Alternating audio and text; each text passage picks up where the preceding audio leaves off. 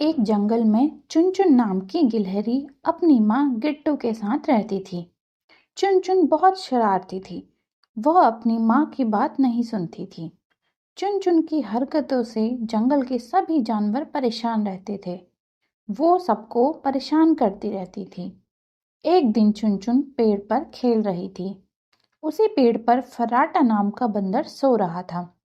फर्राटा को सोता देख चुनचुन किट्टू के पास गई और बोली, माँ देखो, हमारे पेड़ पर बंदर सो रहा है।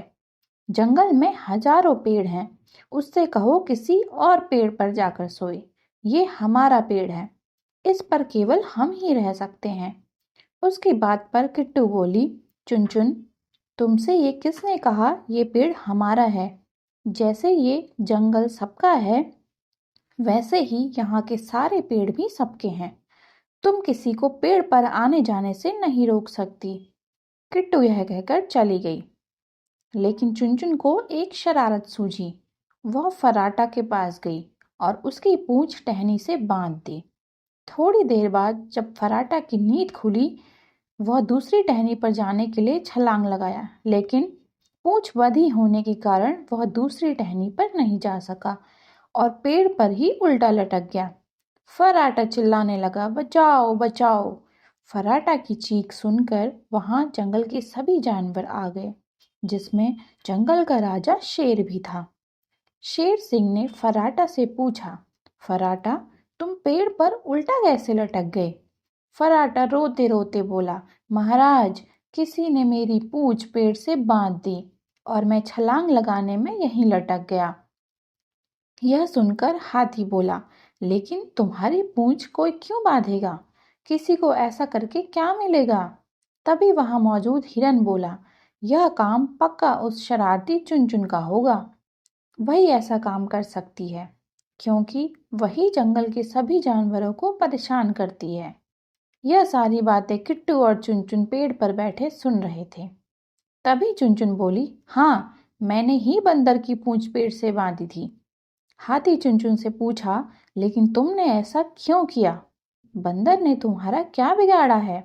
चुनचुन बोली, जंगल में इतने सारे पेड़ हैं, ये बंदर इस पेड़ पर क्यों सोया था? ये पेड़ हमारा है, इस पर कोई नहीं आ सकता। चुनचुन की बात सुनकर सभी हैरान रह गए। भालू बोला, चुनचुन एक बात कान खोलकर सुन लो, यह जंगल सबका है और यहाँ के पेड़ों पर सबका अधिकार है।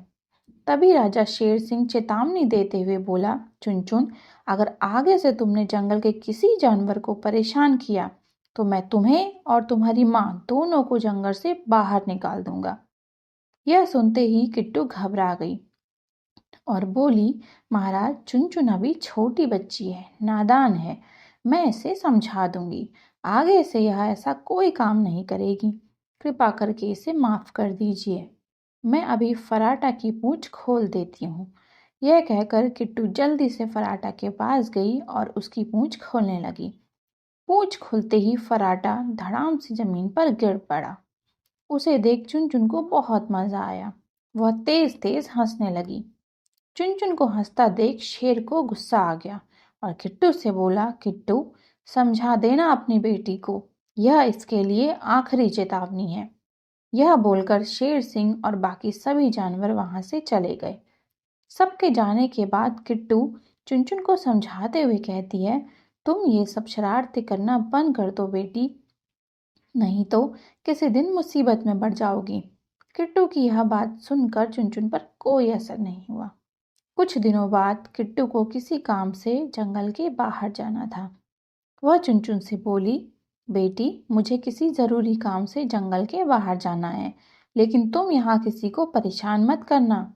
इस जंगल से बाहर मत जाना, मैं जल्द ही वापस आ जाऊंगी। चुनचुन हाँ करके सिर हिलाई और बोली, माँ आप चिंता मत करिए, मैं ऐसा कुछ नहीं करूंगी।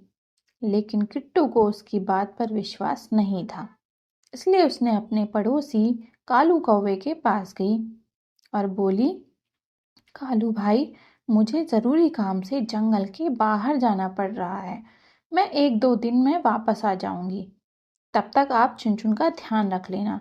कालू बोला, ठीक है, लेकिन तुम जल्द ही वापस आ जाना, क्योंकि तुम्हारी बेटी चुनचुन का ज़्यादा दिन तक देखभाल करना मेरे बस की बात नहीं है। कालू भाई बिल्कुल चिंता मत करो, मैं जल्द ही वापस आ जाऊंगी। यह कहकर किट्टू चली गई। चुनचुन वहीं जंगल में रहने लगी।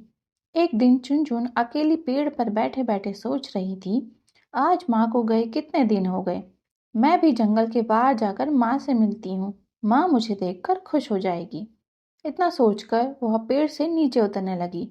उसे उतरता देख कालू ने पूछा, चुनचुन कहाँ जा रही हो?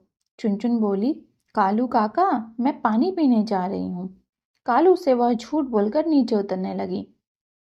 तभी कालू काका बोले, देखो अंधेरा होने वाला है, तुम जल्दी वापस आ जाना। चुनचुन जंगल से बाहर जाते समय रास्ता भूल गई। अब उसे जंगल का कोई जानवर दिखाई नहीं दे रहा था जिससे वह रास्ता पूछती। वह इधर उधर भटकने लगी। इधर उसकी माँ पेड़ पर आ गई। उसे चुनचुन कहीं दिखाई नहीं दे रही थी। उसने कालू से पूछा, कालू भाई चुनचुन दिखाई नहीं दे रही है, कहाँ गई है? कालू ने बताया, मुझसे पानी पीने के लिए बोल कर गई है, बहुत देर हो गई वापस नहीं आई। किट्टू परेशान हो गई और कालू के साथ उसे ढूंढने निकल पड़ी। रास्ते में उसे जंगल के सभी जानवर मिले। वह सबसे चुनचुन के खो जाने की बात बताने लगी। तभी मिट्ठू तोते को आसमान में एक गिद्ध मंडराता हुआ दिखाई दिया। वह बोला, देखो गिद्ध मंडरा रहा है। इतनी शाम को गिद्ध क्यों मंडरा रहा है? कहीं उसकी नज़र चुनचुन पर तो नहीं पड़ गई? इतना कहकर मिट्ठू और कालू दोनों उड़कर वहां देखने पहुंचे। वहां पहुंचकर उन्होंने देखा कि नीचे चुनचुन ही है और ये गिद्ध चुनचुन के ऊपर मंडरा रहा है। तभी मौका मिलते ही गिद्ध चुनचुन को अपने पंजों में दबोच लिया और उड़ गया। यह देख कालू और मिट्ठू हवा में ही गिद्ध से लड़ने लगे। लड़ाई के दौरान जैसे ही मिट्ठू ने अपनी मजबूत चोंच से गिद्ध की पीठ पर मारा, वैसे ही चुनचुन उसके चंगुल से छूट गई और नीचे गिरने लगी। उसे नीचे गिरता देख बंदर झट से कूद पड़ा और पेड़ से छलांग लगाकर चुनचुन को पकड़ लिया। जैसे तैसे उसकी जान बची। घबराई हुई उसकी माँ उसे गले लगा ली और उससे पूछा, तुम ठीक तो हो ना चुनचुन? चुनचुन बोली, हाँ माँ, मैं बिल्कुल ठीक हूँ। शेर सिंह चुनचुन से बोला, हम सब इसलिए तुमको समझाते थे, शरारत मत किया करो, देखो कितनी बड़ी मुसीबत में पड़ गई थी। यह सुनकर चुनचुन माँ से बोली, माँ मुझे माफ़ कर दो, आज के बाद मैं कभी कोई शरारत नहीं करूँगी। उसने हाथ जोड़कर सबसे माफ़ी मांगी और बचाने के लिए धन्यवाद कहा। इस कहानी से हमें यह सीख मिलती है कि कभी भी किसी को परेशान नहीं करना चाहिए और हमेशा अपने बड़ों की बात सुननी चाहिए और माननी चाहिए।